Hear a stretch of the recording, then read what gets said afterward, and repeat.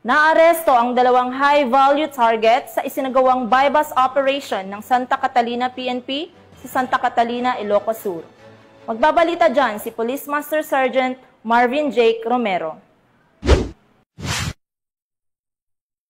Isang matagumpay na bypass operation ang isinagawa ng mga tauhan ng Santa Catalina Municipal Police Station, katuwang ang PDEA, Ilocos Sur, sa Obimar Resort and Hotel, Barangay Paratong, Santa Catalina, Ilocos Sur.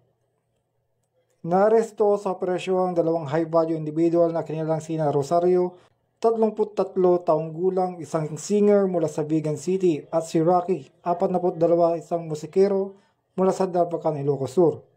Nahuli ang mga sospek habang nagbebenta ng 2 sachet na hinalang shabu. Sa inventory ng PDEA, nakumpiska ang kabuuang 3 gramo ng shabu na tinatayang nagkakalaga ng mahigit 20,000 pesos. Kasama na iba pang drug paraphernalia, budol money at isang Mitsubishi Expander na gamit ng mga sospek. Saksi sa inventaryo ang mga barangay official at kinatawan ng Department of Justice. Dinala ang mga sospek sa Ilocos Sur Provincial Hospital para sa medico-legal examination habang lahat ng nakumpiskang ebidensya ay nasa kustodiya ng PDEA Ilocos Sur. Naharap ang dalawang suspect sa kasong paglabag sa Republic Act 9165 o Comprehensive Dangerous Drugs Act of 2002.